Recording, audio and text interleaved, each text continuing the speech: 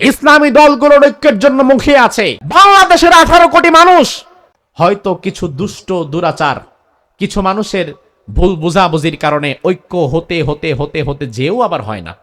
বাংলাদেশের সামনেও এমন বিপদ, আগামীর নির্বাচনে ইসলামপন্থী শক্তি যদি একজোট হয়ে দাঁড়াতে না পারে, আমার মনে হয় বিগত 17 বছরের চাইতেও ভয়াবহ জুলুমের জন্য প্রস্তুতি থাকা লাগবে।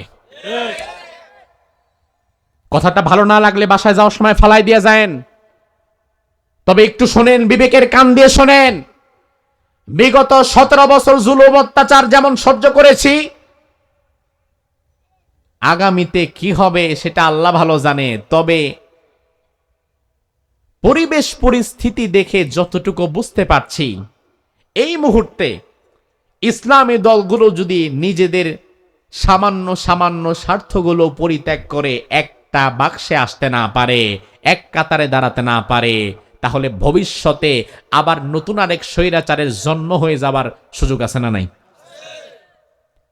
ভবিষ্যৎটা হয়ে যাবে কঠিন। আবার তাফসীর মাহফিলগুলোতে বাধা চলে আসবে। আজকে যেমন আপনারা পোস্টার করেছেন, পোস্টারের শুরু থেকে শেষ পর্যন্ত আলেমদের নাম দিয়ে সাজিয়েছেন, তখন হয়তো আবার মাহফিলের যদি অনুমতি পানও, আলেমদের নাম দেওয়া লাগবে নিচে, আর সমাজের চোর ডাকাত বদমাইশ হাইজাকার লুটেরাজদের নাম দেওয়া লাগবে সবার উপরে। এমন দিন আবার চলে আসবে। এখন ইসলামী দলগুলোর ঐক্য হওয়ার দরকার আছে না নাই? বাংলাদেশের 18 কোটি মানুষ ইসলামী দলগুলোর ঐক্যের জন্য মুখিয়ে আছে। হয়তো কিছু দুষ্ট দুরাচার, কিছু মানুষের ভুল বোঝাবুঝির কারণে ঐক্য হতে হতে হতে হতে যেও আবার হয় না। ঐক্য হতে হতে হতে হতে যেও আবার হয় না। দিন শেষে আপনাদেরকে বলি, দিন শেষে যদি ইসলামী দলের ঐক্য হয়ে যায়, তাহলে আমার বিশ্বাস বাংলাদেশের সব ইসলামী দলগুলো যদি এখনো ঐক্যবদ্ধভাবে এক কাতারে দাঁড়িয়ে যায়, বাংলাদেশে ইসলামী দলের ওপরে রাজনীতি করতে পারে এমন ক্ষমতা কারো নাই। আর যদি নাই হয়, ধরেন ইসলামী দলগুলোর ঐক্য হলো না, কিন্তু আমাদের নিজেদের ভেতরে ঐক্য থাকা লাগবে। দেশ পরিচালনার জন্য সর্বোচ্চ যোগ্যতা যাদের, আমরা তাদের সাথে থাকবো ইনশাআল্লাহ। তবে আমরা এখনো দোয়া করি, আল্লাহ মেহেরবানি করে তুমি আমাদের ইসলামী দলগুলোর মধ্যে ঐক্য দিয়ে দাও। দুনিয়ার কোনো মানুষ তো আমারে বানায় নাই, আমি কেন তার আইন মানব, আমি কেন তার গোলামি করব? এই জন্য মুসলমান কোনদিন দিল্লির দাসত্ব গ্রহণ করতে পারে না, ভারতের গোলামি করতে পারে না, দুনিয়ার কোন মানুষের গোলামি করতে পারে না। মুসলমান গোলামি করবে একমাত্র কার? অথচ আমাদের দেশের বহু নেতা, বহু দল, বহু মানুষ ক্ষমতায় যাওয়ার জন্য কেউ করে আমেরিকার গোলামি, আর কেউ করে ভারতের দালালি। আছে না নাই? এই ভারতের আধিপত্যবাদের বিরুদ্ধে কথা বলতে বলতেই তো জীবন দিয়েছে ওসমান হাদি। ওসমান হাদির কথাগুলো শুনবেন, ওসমান হাদির কথাগুলো শুনে একটা বিষয় লক্ষ্য করবেন, তার কথার মূল থিম ছিল আধিপত্যবাদের বিরুদ্ধে, বিশেষ কোন দলের বিরুদ্ধে না। তার কথা বিশেষ কোন ব্যক্তির বিরুদ্ধে ছিল না। ওসমান হাদির মূল কথা ছিল আধিপত্যবাদের বিরুদ্ধে। ওসমান হাদি 33 বছরের যুবক, আর আজ আমার সামনে কক্সবাজারের তোমরাও যুবক। ওসমান হাদির মতো হও। ওসমান হাদির মূল কথা ছিল যে 56,000 বর্গমাইলের এই বাংলাদেশ স্বাধীন একটা দেশ। এই দেশে আমরা স্বাধীনভাবে ধর্মচর্চা করব, এই দেশে আমরা স্বাধীনভাবে ধর্মের কথা বলবো, এই দেশে আমরা স্বাধীনভাবে ব্যবসা করব, স্বাধীনভাবে কাজ করব, স্বাধীনভাবে রাজনীতি করব। এই দেশের রাজনীতি, অর্থনীতি, সমাজনীতি, সংস্কৃতি সব জায়গায় ভারতের দাদাবাবুরা কেন বাম হাত ঢুকাবে? এই আধিপত্য তো আমার বাংলাদেশে আমি মেনে নিতে পারি না। ওসমান হাদির বক্তব্য ছিল এটা, যার ফলে দিনে দুপুরে তাকে গুলি করে দুনিয়া থেকে বিদায় করে দেয়া হলো। আমার ভাই, আজকে একটা কথা বলি, হয়তো নিজের বিরুদ্ধে চলে যাবে, তবুও বলি, আমার বিশ্বাস আমার মতো অসংখ্য টুপিওয়ালা দাড়িওয়ালার চাইতে দেশ প্রেম এবং ইমানের তাকওয়ার প্রশ্নে ওসমান হাদির মর্যাদা বেশি। এই যুবক আধিপত্যবাদীদের বিরুদ্ধে সারা জীবন কথা বলে গিয়েছে, দিল্লির সেবাদাসদের বিরুদ্ধে ভারতীয় রাজাকারদের বিরুদ্ধে সারা জীবন কথা বলে গিয়েছে। আমরা যারা কোরআন হাদিসের কথা বলি, আমাদেরকে এক শ্রেণীর মানুষ শুরুতেই একটা গালি দিয়ে দেয়, এরা পাকিস্তানি রাজাকার। অথচ ভাই, শত্রু কোনোদিন সারা জীবন শত্রু থাকে না, আর বন্ধু কোনোদিন সারা জীবন বন্ধু থাকে না। আপনার বাবার শত্রু যে ছিল, আপনার দাদার শত্রু হয়তো সে ছিল না। আবার আপনার দাদার বন্ধু যে ছিল, আপনার বাবার বন্ধু সে ছিল না। আমার দাদার শত্রু ছিল এই জামানায় এই জমিনে ব্রিটিশ, আমার বাপের শত্রু হয়ে গেছে আবার পাকিস্তান। আর এই জামানায় আমি দেখছি আমার শত্রু ব্রিটিশও না, পাকিস্তানও না, আমার শত্রু হিন্দুস্তান। শত্রুর ভেরিয়েশন পরিবর্তন হয়। সারা জীবন কেউ বন্ধু থাকে না, সারা জীবন কেউ শত্রু থাকে না। আজ আমাদেরকে সুকৌশলে রাজাকার গালি দিয়ে দিয়ে দূরে সরিয়ে রাখা হয়, যেন আমাদের কোনো কন্ট্রিবিউশন দেশের মধ্যে না থাকে, সমাজের মধ্যে না থাকে, যেন এই দেশ ও জাতি সারা জীবন নির্দিষ্ট কিছু দল এবং ব্যক্তির কাছে কক্ষিগত হয়ে থাকে। তবে রাজাকার রাজাকার বলে গালি দেওয়ার দিন শেষ। আর ইসলামপন্থীদেরকে রাজাকার গালি দিয়ে দূরে সরায় রাখতে পারবা না। এমন সময় আসছে, এদেশের তরুণ এবং যুব সমাজ, তোমরা যারা বাংলাদেশে বসে দিল্লির সেবাদাস হয়ে কাজ করবা, ভারতের দালালি করবা, ভারতের পাঁচাটার রাজনীতি করবা, এদেশের তরুণ এবং যুব সমাজ তোমাদেরকে ভারতীয় রাজাকার বলে ডাস্টবিনে ছুড়ে ফেলবে। দিল্লির সেবাদাস হয়ে জমিনে আর কাজ করা যাবে না। আমাদেরকে আর গালি দিয়ে লাভ নাই। এবার গালের ভার্সন পরিবর্তন করতে হবে। এই দেশে বসে কেউ যদি পাকিস্তানের পক্ষে কথা বলে, যদি সে পাকিস্তানি রাজাকার হতে পারে, তাহলে এই দেশে বসে ভারতের পক্ষে কথা বললে ও ভারতীয় রাজাকার না? স্বাধীন দেশে বসে আপনি দেশের পক্ষে কথা বলবেন, অন্য কোনো দেশের জন্য না, নিজ দেশের পক্ষে কথা বলতে হবে। কাফেররা খুব চিন্তায় পড়ে গেল যে এই মোহাম্মদকে আটকানো দরকার, এমন কিছু আজগুবি প্রশ্ন করা দরকার যার দ্বারা সে আটকে যায়। এই পরামর্শ করে কাফেররা দুইজন প্রতিনিধি নিযুক্ত করল, নজর বিন হারিস, উকবা ইবনে আবি মুআইদ। এই দুজন প্রতিনিধিকে কাফেররা বলল, এক কাজ করো, তোমরা ইহুদি পণ্ডিত যারা, ইহুদি আলেম যারা, তাদের কাছে যাও। তাদের কাছে গিয়ে, তাদের কাছে যেহেতু পূর্বের আসমানি কিতাব ছিল, তাওরাত ছিল, ইনজিল ছিল, জাবুর ছিল, ওই ইহুদি আলেমদের কাছ থেকে আজগুবি কিছু প্রশ্ন জেনে আসবা, যে প্রশ্নের জবাব দুনিয়াতে কেউ জানে না। ওই প্রশ্ন আমরা মোহাম্মদকে করব। যখন দেখব উত্তর দিতে পারে না, তখন আমরা সব জায়গায় ছড়ায় দিব যে দেখছো মোহাম্মদ উত্তর দিতে পারে না, ব্যর্থ হয়েছে, তোমরা তার কথা শোনো না। ইহুদি আলেমরা কেউ মক্কায় থাকতো না, ইহুদি আলেমরা থাকতো মদিনায়। রাসূল কিন্তু তখন মক্কায়। মক্কা থেকে দুই কাফের, নজর বিন হারিস, উকবা ইবনে আবু মুআইদ, দুইজন মদিনাতে গিয়ে ইহুদি আলেমদের থেকে গোপন, সূক্ষ্ম, জটিল ও কঠিন তিনটা প্রশ্ন শিখে আসছে। কয়টা বুঝতে পারছেন? কয়টা? কি করার জন্য? রাসূলকে আটকাবার জন্য। বর্তমানেও দেখবেন কিছু মানুষ তৈরি হয়েছে, ইমাম সাহেব হুজুরে কোনো দরকার নাই, হুদাই এমন একটা প্রশ্ন করবো যেন হুজুরে আটকায় দিতে পারে। এমন কিছু মুসল্লি আছে না নাই? আপনাদের দিকে হয়তো কম, ঢাকা শহরের দিকে বেশি, শহরাঞ্চলে বেশি। হুদাই আজগুবি প্রশ্ন করবে। রাসূলুল্লাহর জন্য তিনটি জটিল ও কঠিন প্রশ্ন আসছে। কাফেররা তিনটা জটিল ও কঠিন প্রশ্ন শিখে পরদিন সব কাফেররা একসাথে রাসূলের ঘরের দরজার সামনে হাজির মক্কায়। গিয়ে বললে, ইয়া মুহাম্মদ তাল হেনা, এই মুহাম্মদ এদিকে আসো। প্রত্যেক দিন তো মানুষের কাছে আজগুবি নানান কথা বলো, মানুষ যেই কথা নিয়ে তোমার কাছে আসে তুমি তো সব বলে দিতে পারো, অনেক জ্ঞানী হয়েছো না? আজকে এমন তিনটা প্রশ্ন আনছি তোমার জন্য, উত্তর দিতে যদি পারো তাইলে আমরা এখানে যারা দেখতে পাচ্ছ সব কাফেররা আমরা ইসলাম গ্রহণ করে ফেলবো। আর যদি উত্তর দিতে না পারো তাহলে তুমি যে মিথ্যাবাদী এটা প্রমাণিত হয়ে যাবে। নাউজুবিল্লাহ। আচ্ছা আমার ভাই, রাসূলুল্লাহ কি কোনোদিন বিন্দু মাত্র কিঞ্চিত পরিমাণ মিথ্যার আশ্রয় নিতে পারে? আমাদের নেতারা পারে? পারে? বেশি পারে।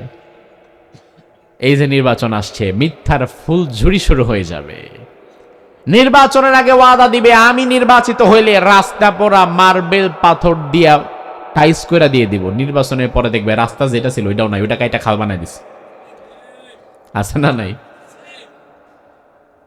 আমার ভাইরা,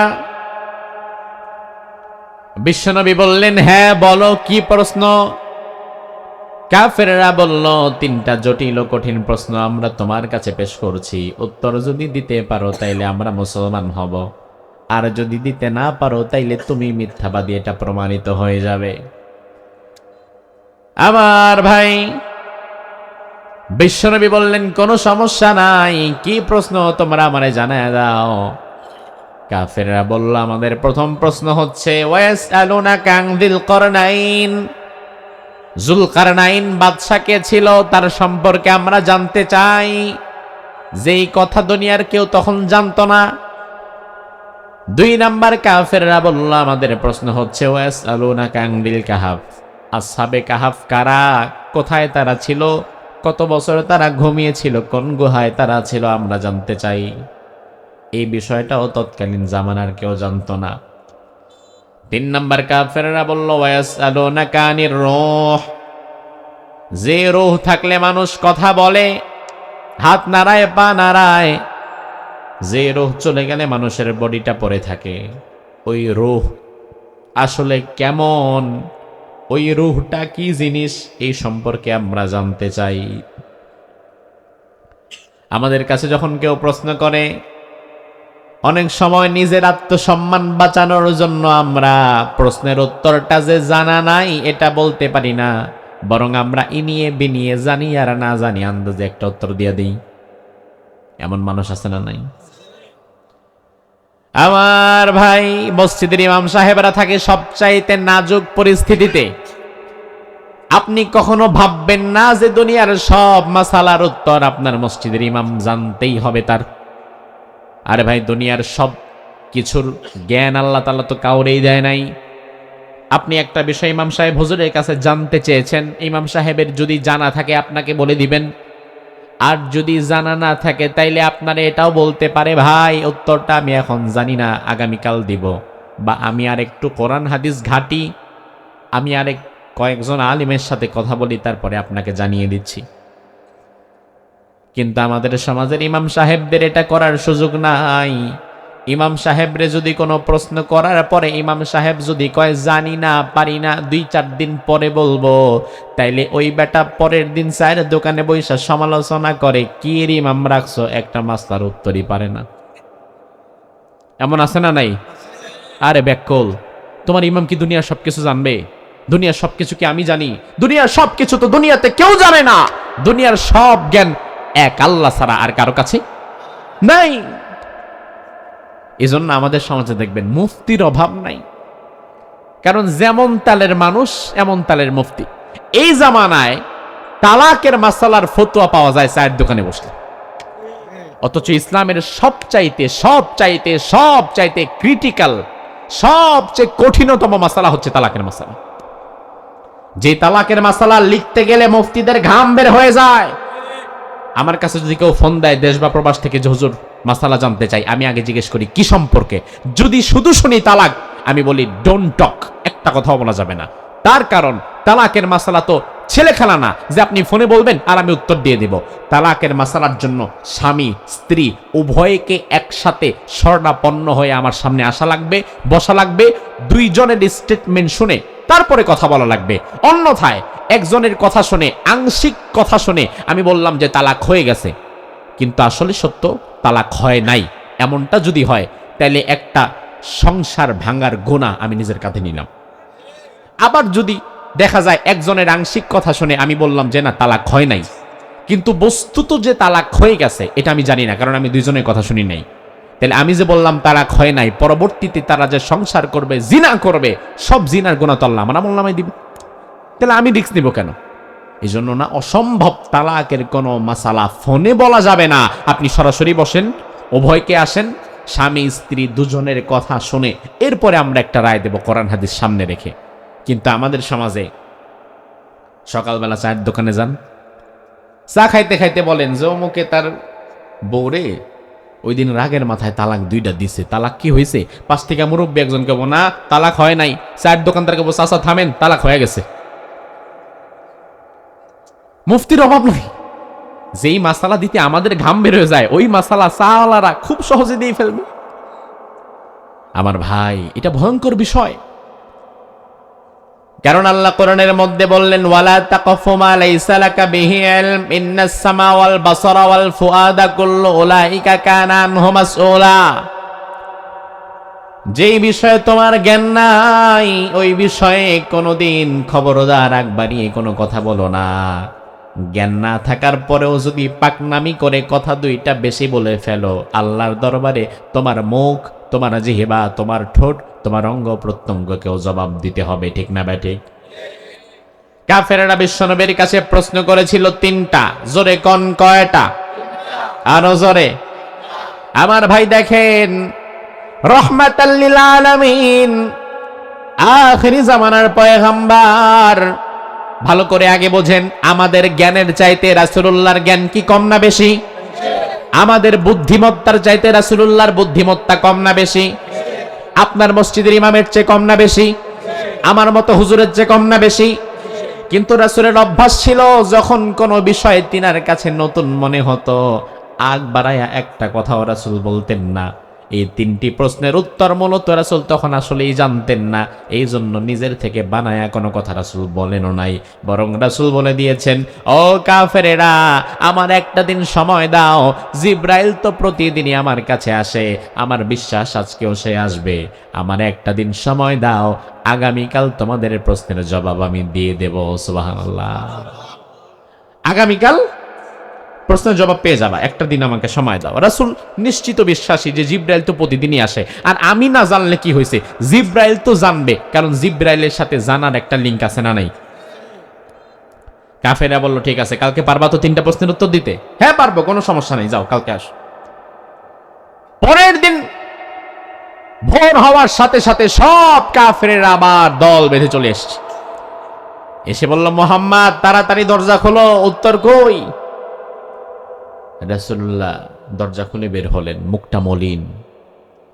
রাসূল বললেন যে, দেখো জিব্রাইল তো আসে নাই, কোনোদিন তো মিস করে না, কিন্তু কালকে তো আসে নাই। আর জিব্রাইল যদি না আসে, আমি তো নিজ থেকে বানিয়ে কোনো কথা বলতে পারবো না। আমাকে আরেকটু সময় দাও, জিব্রাইল হয়তো আজকে আসবে, আজকে আমি তোমাদেরকে জানাবো, কালকে জানাবো। কাফেরেরা পরের দিনও চলে এসেছে।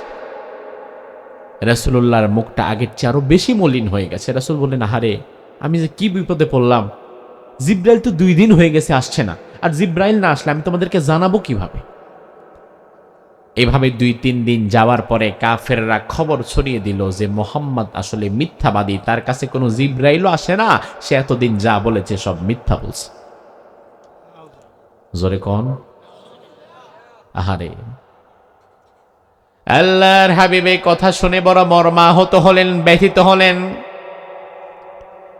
বিশ্বনবী নরম মনের মানুষ, চোখের পানি ধরে রাখতে পারলেন না, দর দর করে চোখের পানি ছেড়ে দিলেন। 3টা দিন হয়ে গেছে, জিব্রাইল আসে নাই। 4 দিন, 5 দিন, 6 দিন, 7 দিন, 1 সপ্তাহ, 10 দিন চলে যায়, জিব্রাইলের খবর নাই। বিশ্বনবী তাহাজ্জুদের সময় উঠে আল্লাহর দরবারে কাঁদেন, আর আল্লাহরে বলে, আল্লাহ কি এমন করলাম হঠাৎ করে আমি, জিব্রাইলের আশা কেন বন্ধ হয়ে গেছে? আমার কোনো কাজ কি ভুল হয়েছে কিনা? আমার কোনো কাজে কি তুমি আমার প্রতি অসন্তুষ্ট হয়েছো কিনা? জিব্রিল ফেরেশতা কেন আসে না? কাফেরদের কাছে তো আমি মিথ্যাবাদী হয়ে গেলাম। আল্লাহ মেহেরবানি করে তুমি জিব্রাইলে পাঠায় দাও। এভাবে করে 10 দিন, 12 দিন, 13 দিন, 14, 15 দিন চলে গেছে, জিব্রাইলের খবর নাই। কারণ আমার ভাই, জিব্রাইল নিজের হুকুম অনুযায়ী নিজের মন মতো জিব্রাইল 1 কদম আগাতে পারে না। জিব্রাইল যদি 1 কদমে আগায়, ওই 1 কদম আগানোর জন্য আল্লাহর অনুমতির দরকার আছে না নাই? 15টা দিন যখন চলে গেছে, 15 দিন ওহী আসে নাই, জিব্রাইলও আসে নাই।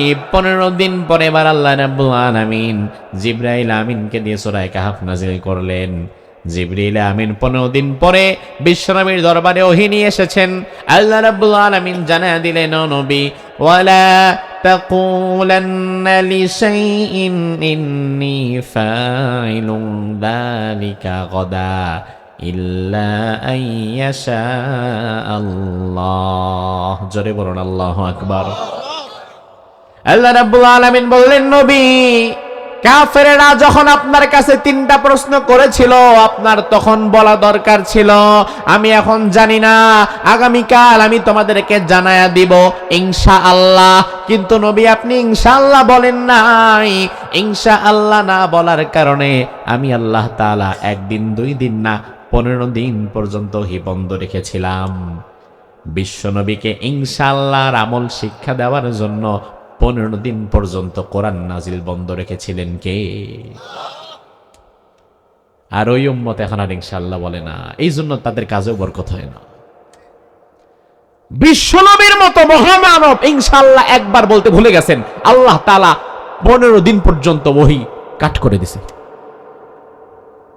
আর আমরা কথায় কথায় কত কথা বলি, ইনশাআল্লাহ বলি না। অথচ ইনশাআল্লাহ বলাটা কি দরকার মনে করেন না? এই যে এখানে আমরা বসে আছি, যদি এখন আমরা বলি আর একটু পরে মোনাজাত করে আমরা সবাই বাড়ি ফিরে যাব, তারপরে কি বলবেন? কথা কয় না। কালকে কাজে যাব, আগামী সপ্তাহে ঢাকা যাব। আরে বেটা, তুমি যদি ইনশাআল্লাহ না বলো, আগামী সপ্তাহ পর্যন্ত যে তুমি বাঁচবা তারই তো কোনো ঠিক। এই সমাজের মানুষ ইনশাআল্লাহ এখন আর আগের মতো বলে না। কথার মধ্যখান থেকে ইনশাআল্লাহ বাদ দিয়ে দিচ্ছে। যত আধুনিক হচ্ছে তত ইনশাআল্লাহ আলহামদুলিল্লাহ বাদ দিচ্ছে। মনে করি এগুলা বললে আবার কেমন দেখা যায়। ইমাম সাহেব আসরের নামাজ পড়ে বের হচ্ছেন, সভাপতি সাহেব সামনে দিয়ে যাচ্ছে। ইমাম সাহেব ডাক দিয়ে সালাম দিয়ে বললেন যে, সভাপতি সাহেব যান কই? কই যাই বোঝো না? 2 দিন পরে কোরবানির ঈদ, হাটে যাচ্ছি গরু কেনার জন্য। 1 লাখ টাকা নিছি, হাটে যাব গরু কিনব। ইমাম সাহেব তিনি বললেন, হুজুর, সভাপতি সাহেব আপনি বলেন হাটে যাব গরু কিনব, তারপরে সভাপতিকে হয় মিয়া ইনশাআল্লাহ আমার বলা দরকার কি? আমার কি টাকা পয়সার অভাব নাকি? পকেটে টাকা আছে, হাটে পকেটে টাকা আছে, হাটে গরু আছে, যাব, দামাদামি করব, পছন্দ করব, টাকা দিব, গরু নিব, খালাস। ইনশাআল্লাহ বলা দরকার তুমি আর তোমার মতো গরিবের, তার সারা মাস কাটে কষ্টে, নুন আনতে পান্তা ফরায়, তুমি ইনশাআল্লাহ বইলো যেন ইনশাআল্লাহর ধাক্কায় তোমার জীবন টাকায় যায়। আমার তো আল্লাহ দিলে ইনশাআল্লাহ কওয়া দরকার নাই, আমার যে টাকা আছে এই টাকা দিয়ে আমি গরু এমনি পাই। ইমাম সাহেবকে, আল্লাহ আমি তো তারে শিক্ষা দিতে পারবো না, আমি আর কিছু বললাম না। ইমাম সাহেব এশা নামাজ পড়ে আবার যখন মসজিদ থেকে বের হচ্ছেন, দেখে সভাপতি সাহেব আবার আসছে, তবে সাথে গরু নাই। ভাবলেন যে আজকে কিনে নেই, হয়তো 2-1 দিন পরে কিনবে। ঈদের আগের দিন সকালেও তো গরু কিনে, ঈদের আগের দিন রাতেও তো মানুষ গরু কিনে, তো আজকে আর গরু কিনে নেই। ইমাম সাহেব বললেন যে, সভাপতি সাহেব খুব ক্লান্ত দেখা যাচ্ছে, আজকে গরু কিনেন নাই? বলে, না, ইনশাআল্লাহ টাকা চোরে নিয়ে গেছে। ইনশাআল্লাহ টাকা, ইমাম সাহেবকে ইনশাআল্লাহ টাকা চোরে নিয়ে গেছে, আবার কেমন কথা কয়? যেমন কথাই হোক না কেন, জীবনে আর কোনোদিন ইনশাআল্লাহ ছাড়ুম না। আমি তো মনে করছি হাটে গেলেই গরু পাবো, হাটে গিয়া গরু দামাদামি কইরা রশি ধইরা মারছি টান, পকেটের ভিতরে হাত ঢুকায় দেখি 1 টাকাও নাই, পকেটও নাই, টাকাও নাই। গরুওয়ালা আরো 2টা জমক দিছে, হর মিয়া হুদায় যখন দামাদামি করছেন টাকা নাই সাথে। এই জন্য নিয়ত করছি এখন থেকে আর ইনশাআল্লাহ ছাড়বো না, এই জন্য ইনশাআল্লাহ আমার সব টাকা চোরে নিয়ে গেছে। আমার ভাই, ইনশাআল্লাহ যদি জায়গা মতো না বলেন, পরে আর বললে লাভ হবে? এজন্য আল্লাহ তাআলা রাসূলুল্লাহর মতো মহামানবকে ইনশাআল্লাহর আমল শিক্ষা দেওয়ার জন্য 15 দিন ওহী বন্ধ রেখে এরপরে সূরা কাহফ নাজিল করেছেন। সুবহানাল্লাহ। আল্লাহ রাব্বুল আলামিন বিশ্বনবীর এবার বললেন, নবী, আসহাবে কাহফের ঐতিহাসিক ঘটনা সম্পর্কে দুনিয়ার মানুষ আপনার কাছে জানতে চায়। এবার আমি আল্লাহ তাআলা ও নবী আপনার আসহাবে কাহফের ঘটনা জানায় দেব। আমার ভাই, আসহাবে কাহফের ঘটনা রাসূলুল্লাহর থেকে আরো হাজার হাজার বছর আগের ঘটনা, রাসূলের জামানার আরো হাজার হাজার বছর আগের ঘটনা। ওই ঘটনা যখন ঘটেছে তখন রাসূলুল্লাহ কি সেখানে উপস্থিত ছিলেন? কথা কয় না। কিন্তু এই ঘটনাটা যখন ঘটেছে তখন দুনিয়ার কেউ না জানলেও জেনেছেন কে? আল্লাহ। জানেন কে? আল্লাহ। এজন্য আল্লাহ রাব্বুল আলামিন কোরআনে কারীমের মধ্যে তিনি বললেন, নাহনু নাকুসসু আলাইকা নাবাহুম বিল হাক্কি ইন্নাহুম ফিতয়াতুন আমানু বিরাব্বিহিম ওয়াজিদনাহুম হুদা। ও নবী, আমি আল্লাহ তাআলা এখন আপনাকে নাকুসসু আলাইকা নাবাহুম বিল হক, পরিপূর্ণ অথেন্টিসিটি সহকারে এই ঘটনাটা আমি আজকে আপনাকে জানাবো। দুনিয়ার মানুষ ইতিহাস লিখতে গেলে নিজের মতো করে লেখে, নিজের মতো করে বাড়ায়, নিজের মতো করে কমায়। এই জন্য বাংলাদেশের স্বাধীনতার ইতিহাস নিয়ে যখন যে দল আসে তখন দেখবেন ওই দলের নতুন নতুন লেখকেরা স্বাধীনতার ইতিহাস লেখে। ৭১-এর ইতিহাস বাংলাদেশে আপনি কয়েকভাবে পাবেন। আওয়ামী লীগের ক্ষমতার সময় একরকম, বিএনপির সময় আরেক রকম, আবার ভবিষ্যতে তৃতীয় কোনো দল আসলে তখন স্বাধীনতার ইতিহাস পেয়ে যাবেন আরেক রকম। যখন যে দল আসে সে তার নিজের মতো করে ইতিহাস লেখে। এমন আছে না নাই? বিগত দিনে মুক্তিযুদ্ধের ইতিহাসে, ৭১-এর ইতিহাসে, স্বাধীনতার ইতিহাসে রাজাকার, ধর্ষণকারী, হাইজাকার, লুটেরাজ, এই খারাপ মানুষগুলো তাদেরকে চিত্রায়িত করা হয়েছিল দাড়ি, টুপি আর লম্বা জামা দিয়ে। কথা কি বোঝেন? বাংলাদেশে মুক্তিযুদ্ধ নির্ভর যত নাটক সিনেমা হয়েছে খোঁজ নিয়ে দেখবেন, সব নাটক সিনেমার মধ্যে সর্বোচ্চ খারাপ মানুষের রোলটা যাকে দেয়া হয়, তার গালে দাড়ি না থাকলে একটা আলগা দাড়ি লাগায় দেওয়া হয়, তার মাথায় একটা আলগা টুপি পরায় দেওয়া হয়, তার পরনে একটা লম্বা জামা জড়ায় দেওয়া হয়। বোঝানো হয় মুক্তিযুদ্ধের সময় স্বাধীনতার বিরোধী সব কাজ করেছে, নারীদেরকে ধর্ষণ করেছে, মানুষের বাসা বাড়িতে লুটপাট করেছে। এই টুপি দাড়িওয়ালা সমাজের মধ্যে যাদেরকে দেখো তারা। কথা কি ঠিক কিনা? এই জন্য রাজাকার বলতে মানুষ এই লেবাসকে, এই টুপি দাড়ি আর লম্বা জামাকে বোঝে। অথচ আজ তো সত্য গোপন করার সময় নাই। হাতে হাতে আমাদের স্মার্টফোন এসেছে। আমার কথা বিশ্বাস করা দরকার নাই। বাড়িতে যাবেন, গুগলে সার্চ করবেন যে রাজাকারের তালিকা, ১,০০০ রাজাকারের ছবি আপনি আপনার সামনে পেয়ে যাবেন। ওই ১,০০০ রাজাকারের ছবির মধ্যে ৫ জন রাজাকার খুঁজে বের করতে পারবেন না যাদের টুপি ছিল, দাড়ি ছিল, লম্বা জামা ছিল। বাকি ৯৫% ছিল আম পাবলিক, যাদের টুপি দাড়ি নাই, লম্বা জামা নাই, শার্ট প্যান্ট পরা, লুঙ্গি পরা, গেঞ্জি পরা, কিন্তু তাদেরকে রাজাকার হিসাবে চিহ্নিত করা হয় নাই। চিহ্নিত করা হয়েছে টুপি দাড়ি আর লম্বা জামাকে। তার কারণ দিল্লির প্রভুরা ভালো করে হিসাব কষে দেখেছে, এই জাতিকে যত বেশি ওলামায়ে কেরামদের কাছ থেকে বিচ্ছিন্ন করা যাবে, এই টুপি দাড়ি আর লম্বা জামা থেকে এই জাতিকে যত বেশি বিচ্ছিন্ন করা যাবে, তত বেশি এই জাতিকে দিয়ে ভারতের কাজ করানো যাবে। এই জন্য সুকৌশলে স্বাধীনতার ইতিহাসে বিকৃতি করে এই জাতিকে ১৭ বছর পর্যন্ত ধোকায় ফেলে রাখা হয়েছিল। আমার ভাই, বর্তমানে ৮০-৯০ বছর, ১০০ বছরের কাছাকাছি এমন ২-৪-১০ জন কি আপনাদের কক্সবাজারে পিএম খালিতে পাওয়া যাবে না? নাকি একজনও নাই? ৮০-৯০ বছরের কোনো মুরব্বী পিএম খালিতে নাই? স্বাধীনতার যুদ্ধ দেখছে নাই? আমার কথা বিশ্বাস করার দরকার কি মিয়া? আমি তো দূর থেকে এসেছি, আবার দূরে চলে যাব। তুমি আমার কথা বিশ্বাস না করে আগামী দিন ওই ৮০-৯০ বছরের যে বৃদ্ধ মানুষ তার কাছে যাবা, তার কাছে গিয়ে বলবা, চাচা স্বাধীনতার ইতিহাস বই লেখা একরকম, যখন যে সরকার আসে সে বলে আরেক রকম। আপনি প্রকৃত ইতিহাসটা বলেন তো, আপনি তো স্বাধীনতার যুদ্ধ দেখেছেন, আপনি সত্যিকার অর্থে বলবেন যুদ্ধের সময় কয়জন টুপিওয়ালা, দাড়িওয়ালা আর লম্বা জামাওয়ালা, কয়জন মাদ্রাসার শিক্ষক, কয়জন মসজিদের ইমাম সাহেবকে আপনি ধর্ষণ করতে দেখছেন? কয়জন মসজিদের ইমাম সাহেবকে আপনি আরেকজনের বাড়িতে লুটপাট করতে দেখছেন? কয়জন টুপিওয়ালা, দাড়িওয়ালাকে আপনি রাজাকারগিরি করতে দেখছেন? আমার বিশ্বাস ওই মুরব্বী একজনের কথা বলতে পারবে না। বলতে পারবে? বলতে পারবে না। কিন্তু স্বাধীনতার পরবর্তীতে যারা ক্ষমতায় এসেছে, ইচ্ছাকৃতভাবে ইতিহাস বিকৃত করে তারা মানুষকে বুঝিয়েছে যে এই জাতির মধ্যে সবচেয়ে খারাপ ভূমিকা পালন করেছে, নারীদেরকে ধর্ষণ করেছে, নারীদের সম্ভ্রমহানি করেছে, মানুষের সম্পদ লুটপাট করেছে এই টুপিওয়ালা, দাড়িওয়ালা আর লম্বা জামাওয়ালা। এই সমস্ত ফালতু কথা বলে এই জাতিকে আর বোকা বানানো যাবে না। আগামীর বাংলাদেশ হবে ইনশাআল্লাহ টুপি দাড়ি আর ইসলামের বাংলাদেশ। আগামীর বাংলাদেশ দিল্লির বাংলাদেশ হবে না। আগামীর বাংলাদেশে ভারতের সেবাদাসদের কোনো কথা চলবে না। আগামীর বাংলাদেশ হবে ইসলামের বাংলাদেশ। এজন্য যদি ওসমান হাদির মতো আমাদেরকে জীবন দিতে হয়, আমরা জীবন দিতে প্রস্তুত হয়ে যাব।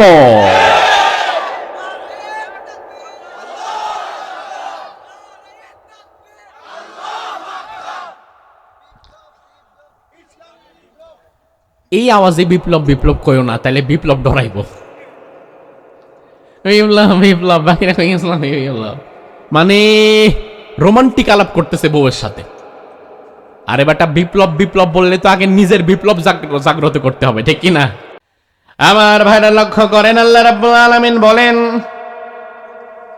ও নবী, আমি আল্লাহ তাআলা আপনাকে আসহাবে কাফের ঘটনা জানায়া দেব। ওই ঘটনার মধ্যে কোনো মিথ্যার আশ্রয় থাকবে না। দুনিয়ার মানুষ ইতিহাস লিখতে গেলে নিজের মতো করে বানায়, কমায়, বানিয়ে বানিয়ে লিখে। তবে আল্লাহ কোনো ঘটনা বললে ও ঘটনার মধ্যে কোনো বানানো কথা থাকে নাকি? আল্লাহ বললেন, ইন্নাহুম ফিতয়াতুন আমানু বিরাব্বিহিম ওয়াজিদনাহুম হুদা। আসহাবে কাফের মধ্যে তারা ছিল কিছু যুবক। আমি আল্লাহ রাব্বুল আলামিন তাদের ঈমান বৃদ্ধি করে দিয়েছিলাম। দ্বীনের পথে চলার জন্য যে সাহস দরকার ছিল, ওই সাহস আমি আল্লাহ তাআলা তাদের বৃদ্ধি করে দিয়েছিলাম। মুফাসসিরগণ বলেন, আসহাবে কাফের মধ্যে তারা ছিল মূলত 7 জন যুবক। কয়জন যুবক? কয়জন? 7 জন এমন যুবক ছিল। তৎকালীন জামানায় রোমের বাদশাহ দাকিয়ানুস, সে ছিল জালিম। ঘটনাটি ছিল তৎকালীন জামানার রোম। রোম আজকের ইতিহাসে হচ্ছে ইটালি। তৎকালীন জামানায় রোমের যে বাদশা ছিল দাকিয়ানুস, এই দাকিয়ানুস ছিল জালেম, তাগুত। সে নিজেও আল্লাহরে মানত না, সমাজের কাউরে মানতেও দিত না। সমাজের সব মানুষকে দাকিয়ানুস তার নিজের পায়ে সেজদা করতে বাধ্য করত। অথচ আমার ভাই, সেজদা করা লাগবে একমাত্র কাকে? কাকে? এই কপাল দিয়েছেন কে? তো কপাল যে আল্লাহ দিয়েছে, ওই আল্লাহর সামনেই তো কপাল নত হবে, ঠিক কিনা? রোমের বাদশা দাকিয়ানুস জুলুম করে, স্বৈরাচার হয়ে সব মানুষকে তার নিজের পায়ে সেজদা দিতে বাধ্য করত। এই মুহূর্তে এমন 7 জন যুবক সমাজের মধ্যে দাঁড়িয়ে যায়। ওই 7 জন যুবকের কথা হচ্ছে, আমরা আল্লাহ ছাড়া আর কারো গোলামি করব, কারো পায়ে সেজদা দিব। 7 জন যুবক সমাজে দাঁড়িয়ে যায়। তারা বলে, আমিও মানুষ বেটা, বাদশাও মানুষ। মানুষ হয়ে মানুষকে সেজদা দিব কিভাবে? এই 7 জন যুবকের কথা এক কান দুই কান হতে হতে দাকিয়ানুস জালিম বাদশার কানে পৌঁছে গেল যে আপনার রাজ্যে কিছু যুবক তৈরি হয়ে গেছে। এই যুবকেরা আপনারে সেজদা দিতে চায় না। এই যুবকেরা সেজদা দিবে একমাত্র কাকে? বাদশা বলল, তাইলে তো ভেজাল।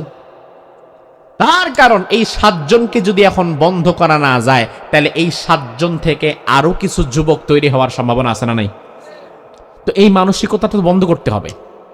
বাদশা বলল, এক কাজ করো, আমার দরবারে ডেকে নিয়ে আসবা। কারণ বাহিরে তো অনেকে বড় বড় কথা বলতেই পারে। আমার কাছে আসুক। আমার কাছে আসার পরে আমার সামনে দাঁড়িয়ে দেখি সে আমারে অস্বীকার করতে পারে কিনা, আল্লাহকে সেজদা দিতে পারে কিনা। আমার ভাই, এই মুহূর্তে যদি আল্লাহকে সেজদা দিতে বলা হয়, আমরা দিতে পারবো না? পারবেন তো? আচ্ছা, ধরেন বাংলাদেশের পরিবেশ পরিস্থিতি কোনোদিন খারাপ হয়ে গেছে, কোনো জালিম স্বৈরাচার তাগুত যদি বলে আল্লাহরে সেজদা দেওয়া যাবে না, ওই কঠিন মুহূর্তে ওই স্বৈরাচারের মুখের উপরে দাঁড়িয়ে আল্লাহরে সেজদা দিতে পারবেন না ইনশাআল্লাহ? এই 7 জন যুবককে গোয়েন্দা বিভাগের লোকেরা দাকিয়ানুসের দরবারে ডেকে নিয়ে গেল, ধরে নিয়ে গেল। দাকিয়ানুস বাদশাহ তার রাজপ্রাসাদের উপরে বসেছিল। আর বাদশার দরবারে ঢোকার সময় যে গেটটা তৈরি করা ছিল, এই গেটটাকে ইচ্ছাকৃতভাবে এতটা নিচু করে তৈরি করা হয়েছিল যেন ঢুকতে গেলে অটোমেটিক মাথা নিচু করাই লাগে। আর বাদশা বুঝে নিবে যে, দেখছো, এই যে আমার সামনে এদেরকেও মাথা নিচু করতেই হয়। বাদশাহ রাজদরবারের উপরে দাঁড়িয়ে দেখতেছে যে 7 জন যুবক আসতেছে। সামনে গেটটা ইচ্ছাকৃতভাবে অত্যন্ত নিচু করে বানানো হয়েছে, যেন মাথাটা নিচু করাই লাগে। এই 7 জন যুবক যখন গেটের সামনে দাঁড়ালো, দাঁড়াবার পরে তারা চিন্তা করলো যে এখন যদি আমরা গেটের কারণেও মাথা নত করি, তাইলে এই জালিম স্বৈরাচার মনে করবে যে আমরা তার সামনেই মাথা নত করেছি। আমার ভাইরা, বাদশার রাজ দরবারে এই 7 যুবক মাথা নিচু করে ঢুকে নাই। মুফাসসিরগণ তাদের তাফসিরে উল্লেখ করেছেন এই 7 জন যুবক ওই নিচু করে বানানো গেটের মধ্যে লাথি দিয়ে ওই গেটটাকে ভেঙে চুরে এরপরে বাদশার রাজ দরবারে প্রবেশ করেছে। এবার বাদশার সামনে যখন দাঁড়িয়েছে, জালিম বাদশাহ প্রথমেই তাদের প্রশ্ন করলো, কি ব্যাপার? আমার রাজ্যের সবাই আমার কথা শুনে আমারে সেজদা দেয়, আমার কথা মতো চলে, তোমরা নাকি আমারে সেজদা দাও না, আমার কথা মতো চলো না, তোমরা নাকি অন্য আল্লাহকে সেজদা দাও। আমার ভাইরা, বাহিরে বড় বড় কথা বলা সহজ হতে পারে, কিন্তু জালিমের মুখোমুখি দাঁড়িয়ে, মৃত্যুর মুখোমুখি দাঁড়িয়ে সত্য কথা বলা কিন্তু সহজ নয়। প্রকৃতপক্ষে যারা ইমানদার, তাকওয়াবান, মুত্তাকি, তারা বাহিরে যেমন সত্য বলে, তাদেরকে যদি কোনোদিন জেলের ভিতরে ভরে ফেলে, তারা জেলের ভিতরে গিয়েও সত্যটা বলে। যদি তাদেরকে কোনোদিন সত্য বলার কারণে ফাঁসির মঞ্চে চলে যাওয়া লাগে, ফাঁসির মঞ্চে জল্লাদের কানের কাছে গিয়েও তারা সত্য কথাটাই বলে।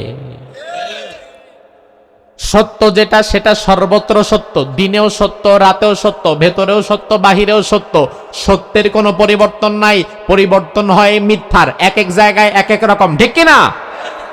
এই 7 জন যুবক বাদশার মুখের সামনে এবারে দাঁড়িয়ে কি বলল? আল্লাহ তাআলা কোরআনের মধ্যে বললেন, ওয়ারাবাতনা আলা কুলুবিহিম ইয কামু ফাকালু রাব্বুনা রাব্বুস সামাওয়াতি ওয়াল আরদি লান নাদউ মিন দুনিহি ইলাহান লাকাদ কুলনা ইযান শাতাতা। জোরে বলুন আল্লাহু আকবার। আল্লাহ রাব্বুল আলামিন বললেন, ওয়ারাবাতনা আলা কুলুবিহিম, আমি আল্লাহ তাআলা ওই যুবকদের বুকের সাহসটাকে ওই মুহূর্তে বাড়িয়ে দিয়েছিলাম। বাদশার সামনে দাঁড়িয়ে, জালিমের সামনে দাঁড়িয়ে কথা বলার জন্য যে সাহস দরকার ছিল, ওই সাহস আমি আল্লাহ তাআলা ওই যুবকদের মধ্যে দিয়ে দিয়েছিলাম। আল্লাহ, আমরা দোয়া করি, আল্লাহ, অন্যায়ের বিরুদ্ধে প্রতিবাদ করতে গেলে যে সাহস দরকার হয়, ওই সাহস তুমি আমাদের যুবকদের মধ্যেও দিয়ে দাও। আরো জোরে কন। আল্লাহ রাব্বুল আলামিন বললেন, আমি আল্লাহ রাব্বুল আলামিন ওয়ারাবাতনা আলা কুলুবিহিম, তাদের অন্তর, তাদের সাহস, তাদের বুকটাকে শক্ত করে দিলাম। বাদশার সামনে দাঁড়িয়ে তারা বলল, রব্বুনা রব্বুস সামাওয়াতি ওয়াল আরদ, ও দাকিয়ানুস, তুমি আমাদের রব নও, আমাদের রব তোমার রব, আকাশের রব, জমিনের রব একজন, তিনি কে? লান নাদউ মিন দুনিহি ইলাহান লাকাদ কুলনা ইযান শাতাতা, ওই আল্লাহ ছাড়া আর কাউকেই আমরা রব হিসাবে স্বীকৃতি দিতে পারবো না। তুমি তো আমাদের বানাও নাই, সৃষ্টি করো নাই, তোমার আইন আমরা কেন মানতে বাধ্য হব? আমাদেরকে বানিয়েছেন যিনি, সৃষ্টি করেছেন যিনি, মায়ের পেটে আমাদের যিনি লালন পালন করেছেন, দুনিয়াতে আসার পরে যিনি আমার রিজিকের ব্যবস্থা করেছেন, আমারে যদি আইন মানা লাগে, সে আল্লাহর আইন মেনে জীবন চালাতে হবে, ঠিক না ঠিক? দুনিয়ার কোনো মানুষ তো আমারে বানায় নাই, আমি কেন তার আইন মানব? আমি কেন তার গোলামি করব? এই জন্য মুসলমান কোনদিন দিল্লির দাসত্ব গ্রহণ করতে পারে না, ভারতের গোলামি করতে পারে না, দুনিয়ার কোন মানুষের গোলামি করতে পারে না। মুসলমান গোলামি করবে একমাত্র কার? অথচ আমাদের দেশের বহু নেতা, বহু দল, বহু মানুষ ক্ষমতায় যাওয়ার জন্য কেউ করে আমেরিকার গোলামি, আর কেউ করে ভারতের দালালি। আছে না নাই? এই ভারতের আধিপত্যবাদের বিরুদ্ধে কথা বলতে বলতেই তো জীবন দিয়েছে ওসমান হাদি। ওসমান হাদির কথাগুলো শুনবেন, ওসমান হাদির কথাগুলো শুনে একটা বিষয় লক্ষ্য করবেন, তার কথার মূল থিম ছিল আধিপত্যবাদের বিরুদ্ধে, বিশেষ কোন দলের বিরুদ্ধে না। তার কথা বিশেষ কোনো ব্যক্তির বিরুদ্ধে ছিল না। ওসমান হাদির মূল কথা ছিল আধিপত্যবাদের বিরুদ্ধে। ওসমান হাদি 33 বছরের যুবক, আর আজ আমার সামনে কক্সবাজারের তোমরাও যুবক। ওসমান হাদির মতো হও। ওসমান হাদির মূল কথা ছিল যে 56,000 বর্গমাইলের এই বাংলাদেশ স্বাধীন একটা দেশ। এই দেশে আমরা স্বাধীনভাবে ধর্মচর্চা করব। এই দেশে আমরা স্বাধীনভাবে ধর্মের কথা বলবো। এই দেশে আমরা স্বাধীনভাবে ব্যবসা করব, স্বাধীনভাবে কাজ করব, স্বাধীনভাবে রাজনীতি করব। এই দেশের রাজনীতি, অর্থনীতি, সমাজনীতি, সংস্কৃতি সব জায়গায় ভারতের দাদাবাবুরা কেন বা ভাট ঢুকাবে? এই আধিপত্য তো আমার বাংলাদেশে আমি মেনে নিতে পারি না। ওসমান হাদির বক্তব্য ছিল এটা, যার ফলে দিনে দুপুরে তাকে গুলি করে দুনিয়া থেকে বিদায় করে দেয়া হলো। আমার ভাই, আজকে একটা কথা বলি, হয়তো নিজের বিরুদ্ধে চলে যাবে, তবুও বলি, আমার বিশ্বাস আমার মতো অসংখ্য টুপিওয়ালা দাড়িওয়ালার চাইতে দেশ প্রেম এবং ইমানের তাকওয়ার প্রশ্নে ওসমান হাদির মর্যাদা বেশি। এই যুবক আধিপত্যবাদীদের বিরুদ্ধে সারা জীবন কথা বলে গিয়েছে, দিল্লির সেবাদাসদের বিরুদ্ধে, ভারতীয় রাজাকারদের বিরুদ্ধে সারা জীবন কথা বলে গিয়েছে। আমরা যারা কোরআন হাদিসের কথা বলি, আমাদেরকে এক শ্রেণীর মানুষ শুরুতেই একটা গালি দিয়ে দেয়, এরা পাকিস্তানি রাজাকার। অথচ ভাই, শত্রু কোনোদিন সারা জীবন শত্রু থাকে না, আর বন্ধু কোনোদিন সারা জীবন বন্ধু থাকে না। আপনার বাবার শত্রু যে ছিল, আপনার দাদার শত্রু হয়তো সে ছিল না। আবার আপনার দাদার বন্ধু যে ছিল, আপনার বাবার বন্ধু সে ছিল না। আমার দাদার শত্রু ছিল এই জামানায় এই জমিনে ব্রিটিশ, আমার বাপের শত্রু হয়ে গেছে আবার পাকিস্তান। আর এই জামানায় আমি দেখছি আমার শত্রু ব্রিটিশও না, পাকিস্তানও না, আমার শত্রু হিন্দুস্তান। শত্রুর ভেরিয়েশন পরিবর্তন হয়। সারা জীবন কেউ বন্ধু থাকে না, সারা জীবন কেউ শত্রু থাকে না। আজ আমাদেরকে সুকৌশলে রাজাকার গালি দিয়ে দিয়ে দূরে সরিয়ে রাখা হয়, যেন আমাদের কোনো কন্ট্রিবিউশন দেশের মধ্যে না থাকে, সমাজের মধ্যে না থাকে, যেন এই দেশ ও জাতি সারা জীবন নির্দিষ্ট কিছু দল এবং ব্যক্তির কাছে কক্ষিগত হয়ে থাকে। তবে রাজাকার রাজাকার বলে গালি দেওয়ার দিন শেষ। আর ইসলামপন্থীদেরকে রাজাকার গালি দিয়ে দূরে সরায় রাখতে পারবা না। এমন সময় আসছে, এদেশের তরুণ এবং যুব সমাজ, তোমরা যারা বাংলাদেশে বসে দিল্লির সেবাদাস হয়ে কাজ করবা, ভারতের দালালি করবা, ভারতের পাচাটার রাজনীতি করবা, এদেশের তরুণ এবং যুব সমাজ তোমাদেরকে ভারতীয় রাজাকার বলে ডাস্টবিনে ছুড়ে ফেলবে। দিল্লির সেবাদাস হয়ে জমিনে আর কাজ করা যাবে না। আমাদেরকে আর গালি দিয়ে লাভ নাই। এবার গালের ভার্সন পরিবর্তন করতে হবে। এই দেশে বসে কেউ যদি পাকিস্তানের পক্ষে কথা বলে, যদি সে পাকিস্তানি রাজাকার হতে পারে, তাহলে এই দেশে বসে ভারতের পক্ষে কথা বললে ও ভারতীয় রাজাকার না? স্বাধীন দেশে বসে আপনি দেশের পক্ষে কথা বলবেন, অন্য কোনো দেশের জন্য না, নিজ দেশের পক্ষে কথা বলতে হবে। এই 7 জন যুবক বাদশার সামনে দাঁড়িয়ে তারা বলল, রব্বুনা রব্বুস সামাওয়াতি ওয়াল আরদ লান নাদউয়া মিন দুনি, এক আল্লাহ ছাড়া আর কারো কাছে আমরা মাথা নত করব না, কারো কাছে আমাদের মাথা বিক্রি করব না। সুবহানাল্লাহ। এবার বাদশা বলল, এত সাহস তোমাদের, তোমরা কি জানো আমি যদি চাই মুহূর্তের মধ্যে তোমাদেরকে এখানে মৃত্যুদণ্ড দিয়ে দিতে পারি? এই 7 জন যুবক বলল, কোনো সমস্যা নাই, আমার জীবন আমার মরণ সবটাই তো কার জন্য? রব্বুল আলামিন ইব্রাহিম আলাইহিস সালামের কথাটাও কোরআনের মধ্যে তুলে দিয়েছেন। ইব্রাহিম আলাইহিস সালাম বলেছিলেন, ইন্না সলাতি ওয়া নুসুকি ওয়া মাহইয়ায়া ওয়া মামাতি লিল্লাহি রাব্বিল আলামিন। আমার কোরবানি, আমার জীবন, আমার মরণ, আমার নামাজ, আমার সব কিছু হবে কার জন্য? ওই 7 জন যুবক জালিম বাদশার সামনে দাঁড়িয়ে বলল, আমাদেরকে মেরে ফেলতে পারো, কোনো সমস্যা নাই, আমরা ভয় পাই না, কারণ আমরা ভালো করেই জানি মৃত্যুর ফয়সালা জমিনের মধ্যে হয় না, মৃত্যুর ফয়সালা হয় আসমানে।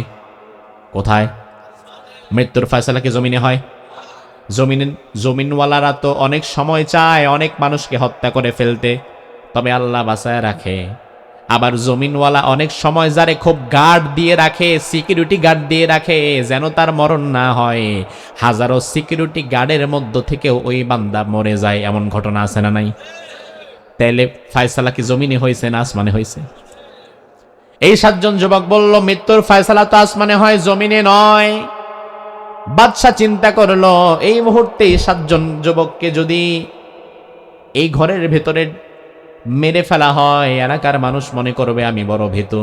7টা ছোট ছোট যুবকরে ঘরের মধ্যে ডেকে নিয়ে মেরে ফেলেছি, বরং তাদেরকে মারা লাগবে সবার সামনে, যেন তাদের মৃত্যু দেখে বাকিরা সাবধান হয়ে যায়। বাদশা বলল, এক কাজ করো, 2 দিন সময় দিলাম তোমাদেরকে, এই 2 দিনের মধ্যে নিজেদের চিন্তা আদর্শ সব পরিত্যাগ করে আবার আমার কাছে আসবা, আমার পায়ে সেজদা দিবা। ওটা যদি না করো, 2 দিন পরে তোমাদের 7 জন যুবকরে সবার সামনে আমরা হত্যা করব। এই 7 জন যুবক বের হয়ে গেলেন বাদশার রাজ দরবার থেকে, হাতে 2 দিন সময়।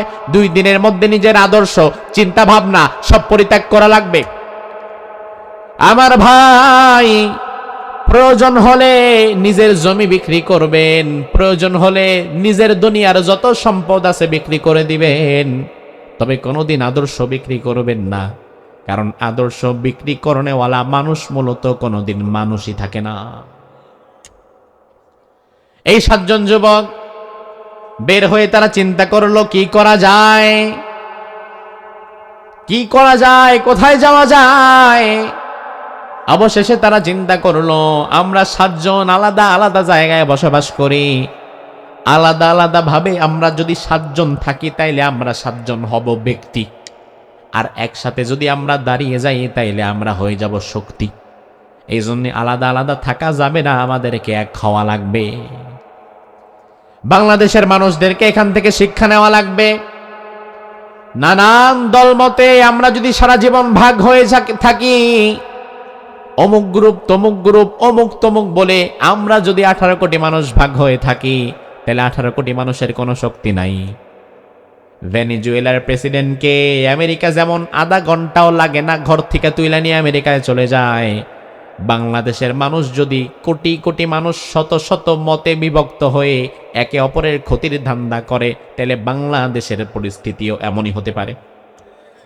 কিন্তু বাংলাদেশের 18 কোটি মানুষ যদি আসহাবে কাফের ওই যুবকদের মতো এক কাতারে বসবাস করে, রাজনৈতিক মত পার্থক্য থাকার পরেও একের বিপদে অপরে এগিয়ে আসে, দেশের প্রশ্নে 18 কোটি মানুষ যদি দলমত ভুলে গিয়ে এক কাতারে দাঁড়াতে পারে, তাইলে বাংলাদেশের একটা চুলের ক্ষতি করতে পারে এমন শক্তি পৃথিবীর কারো নাই। কিন্তু কথা হচ্ছে 18 কোটি মানুষকে দেশের প্রশ্নে, স্বাধীনতার প্রশ্নে এক থাকা লাগবে। কিন্তু আমরা অতীতেও দেখেছি এমন কিছু ক্ষমতা লোভীরে আমরা এমন জায়গায় পাঠাই, যারা প্রয়োজনে তাদের ক্ষমতার চেয়ারটা টিকায় রাখার জন্য নিজের দেশটারে বিক্রি করতেও 2 মিনিট ভাববে না। আছে না নাই? ওই 7 জন যুবক বলল, আমরা যদি আলাদা আলাদা থাকি আমরা তো ব্যক্তি, আর আমরা একসাথে থাকলে আমরা হব শক্তি। যেহেতু আমাদের বিপদ, আলাদা আলাদা থাকা যাবে না, একসাথে থাকা লাগবে। বাংলাদেশের সামনেও এমন বিপদ, আগামীর নির্বাচনে ইসলামপন্থী শক্তি যদি একজোট হয়ে দাঁড়াতে না পারে, আমার মনে হয় বিগত 17 বছরের চাইতেও ভয়াবহ জুলুমের জন্য প্রস্তুতি থাকা লাগবে। কথাটা ভালো না লাগলে বাসায় যাওয়ার সময় ফালাই দিয়ে যান, তবে একটু শোনেন, বিবেকের কান দিয়ে শোনেন। বিগত 17 বছর জুলুম অত্যাচার যেমন সহ্য করেছি, আগামীতে কি হবে সেটা আল্লাহ ভালো জানে। তবে পরিবেশ পরিস্থিতি দেখে যতটুকু বুঝতে পারছি, এই মুহূর্তে ইসলামী দলগুলো যদি নিজেদের সামান্য সামান্য স্বার্থগুলো পরিত্যাগ করে একটা বাক্সে আসতে না পারে, এক কাতারে দাঁড়াতে না পারে, তাহলে ভবিষ্যতে আবার নতুন আরেক স্বৈরাচারের জন্ম হয়ে যাবার সুযোগ আছে না নাই? ভবিষ্যৎটা হয়ে যাবে কঠিন। আবার তাফসীর মাহফিলগুলোতে বাধা চলে আসবে। আজকে যেমন আপনারা পোস্টার করেছেন, পোস্টারের শুরু থেকে শেষ পর্যন্ত আলেমদের নাম দিয়ে সাজিয়েছেন, তখন হয়তো আবার মাহফিলের যদি অনুমতি পানও আলেমদের নাম দেওয়া লাগবে নিচে, আর সমাজের চোর ডাকাত বদমাইশ হাইজাকার লুটেরাজদের নাম দেয়া লাগবে সবার উপরে। এমন দিন আবার চলে আসবে। এখন ইসলামী দলগুলোর ঐক্য হওয়ার দরকার আছে না নাই? বাংলাদেশের 18 কোটি মানুষ ইসলামী দলগুলোর ঐক্যের জন্য মুখিয়ে আছে। হয়তো কিছু দুষ্ট দুরাচার, কিছু মানুষের ভুল বুঝাবুঝির কারণে ঐক্য হতে হতে হতে হতে যেও আবার হয় না, ঐক্য হতে হতে হতে হতে যেও আবার হয় না। দিন শেষে আপনাদেরকে বলি, দিন শেষে যদি ইসলামী দলের ঐক্য হয়ে যায়, তাহলে আমার বিশ্বাস বাংলাদেশের সব ইসলামী দলগুলো যদি এখনো ঐক্যবদ্ধভাবে এক কাতারে দাঁড়িয়ে যায়, বাংলাদেশে ইসলামী দলের ওপরে রাজনীতি করতে পারে এমন ক্ষমতা কারো নাই। আর যদি নাই হয়, ধরেন ইসলামী দলগুলোর ঐক্য হলো না, কিন্তু আমাদের নিজেদের ভেতরে ঐক্য থাকা লাগবে। দেশ পরিচালনার জন্য সর্বোচ্চ যোগ্যতা যাদের, আমরা তাদের সাথে থাকবো ইনশাআল্লাহ। তবে আমরা এখনো দোয়া করি, আল্লাহ মেহেরবানি করে তুমি আমাদের ইসলামী দলগুলোর মধ্যে ঐক্য দিয়ে দাও। আমার ভাই 7 জন যুবক বলল আলাদা আলাদা থাকা যাবে না, আলাদা আলাদা থাকলে তো আমরা ভেঙে যাব, একসাথে থাকা লাগবে। যেটাই করি একভাবে করা লাগবে, বাঁচলেও একসাথে বাঁচা লাগবে, মরলেও একসাথে মরা লাগবে। এক আল্লাহ ছাড়া আর কাউকে ভয় করা যাবে। ওই 7 জন যুবক বলল এক কাজ করা যায়, বাড়িতে থাকা যাবে না, এই বাচ্চার এলাকাতেও থাকা যাবে না, কারণ যেখানে কোরআনের কথা বলা যায় না, ইসলামের কথা বলা যায় না, দ্বীনের কথা বলা যায় না, ধর্ম পালন করা যায় না, ওই জমিন থেকে তাড়াতাড়ি হিজরত করা লাগে। যেমন বিশ্বনবী মক্কায় দ্বীনের কথা বলতে না পেরে বাধ্য হয়ে মদিনার দিকে হিজরত করেছিলেন। ওই 7 জন যুবক বলল, যেহেতু এই এলাকায় আমরা আর বাঁচতেই পারছি না, এলাকার কোনো মানুষ আমাদের পক্ষে দাঁড়াচ্ছে না, আমরা 7 জন নিজেদের ঈমান আমল হেফাজতের জন্য চলো অন্যত্র চলে যাই। এই 7 জন যুবক নিজেরা পরামর্শ করল, পরামর্শ করে গভীর রাতে একত্রিত হয়ে 7 জন যুবক অজানা অচেনা এক গন্তব্যের দিকে হাঁটা দিল। কোথায় যাবে, কই থাকবে, কি খাবে, তার কোনো ঠিক ঠিকানা নাই। ভরসা করেছে শুধুমাত্র কার উপর? আপনাদেরকে ভরসা করা লাগবে কার উপর? অন্য কোনো মানুষের উপর ভরসা করবেন না, ভরসা করা লাগবে একমাত্র আল্লাহর উপর।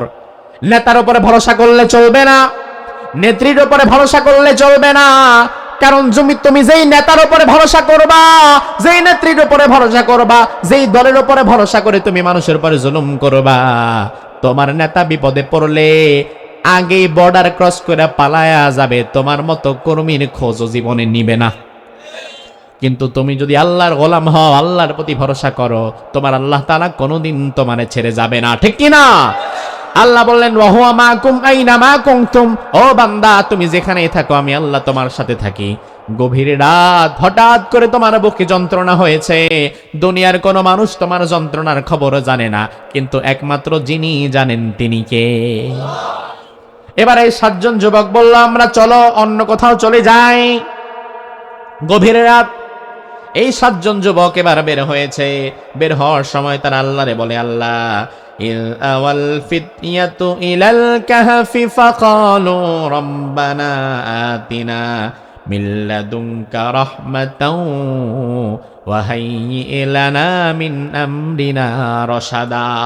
তারা আল্লাহরে বলে, আল্লাহ আতিনা মিন লাদুনকা রাহমা, আমরা 7 জন যুবক নিজেদের ঈমান আমল হেফাজতের জন্য এই এলাকা ছেড়ে অন্যত্র চলে যাচ্ছি, আমাদের বাঁচার আমাদের থাকার কোনো জায়গা নাই, তুমি তোমার রহমতের সাগরে আমাদেরকে ডুবায় নাও।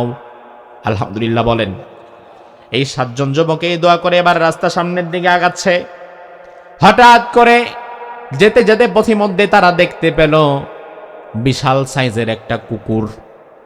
কি কুকুর রে কি কোন আপনারা? কুকুর না কুত্তা? সামনে দেখে বিশাল সাইজের এক কুকুর।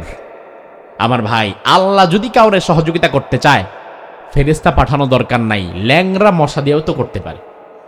করতে পারে কিনা? এই 7 জন যুবক চিন্তা করলো, আবার রাস্তার মধ্যে কুত্তা আসলো কেমন? যুবকেরা যদি ডানে যায়, কুত্তাও ডানে যায়, যুবকেরা যদি বামে যায়, কুকুরও বামে যায়। এই 7 জন যুবক দেখলো, কিরে, আমরা দাঁড়ালে কুকুর দাঁড়ায়, আমরা বসলে কুকুর বসে, আমরা যেদিকে যাই কুকুরও সেদিকে যায়। তার মানে কুকুরকে আমাদের সহযোগিতার জন্য যিনি পাঠিয়েছেন তিনি কে? আল্লাহ রাব্বুল আলামিন তাদের সাথে একটা কুকুর দিয়ে দিলেন। যেতে যেতে এই 7 জন যুবক দেখতে পেল সামনে একটা পাহাড়ের গুহা, পাহাড়ের নিচে গর্ত যেটা থাকে ওই গর্তকে বলা হয় পাহাড়ের গুহা। প্রাচীন যুগের মানুষ পথ চলতে চলতে ক্লান্ত হয়ে পড়লে ওই পাহাড়ের গুহার নিচে গিয়ে আশ্রয় নিত। 7 জন যুবক চিন্তা করলো, এক কাজ করি, অনেক রাত হয়ে গেছে, এই পাহাড়ের গুহার মধ্যে গিয়ে একটু ঘুমিয়ে যাই, আবার কালকে সকালে অন্যত্র কোথাও চলে যাব। 7 জন যুবক পাহাড়ের ভেতরে গেলে ঘুমিয়ে গেল। কুকুরটা আর ঘুমায় না। 7 জন যুবক ঢুকছে গুহার ভেতরে, আর কুকুরটা দারোয়ানের মতো ঢুকছে গুহার মুখের সামনে। সুবহানাল্লাহ কোন। আল্লাহ রাব্বুল আলামিন মূলত এই কুকুরটা এই 7 জন যুবকের পাহারাদার হিসাবে দারোয়ান বানিয়ে পাঠিয়ে দিয়েছিলেন। কুকুরটা দারোয়ানের কাজ করতেছে। এজন্য আল্লাহর হাবিব বলেন, মানুষ ছাড়া দুনিয়ার কোনো পশু পাখি জান্নাতে যাবে না। গরু, ছাগল, হাঁস, মুরগি এগুলার জন্য কোনো জান্নাত জাহান্নাম নাই, এগুলা মাটির সাথে এমনি মিশে যাবে।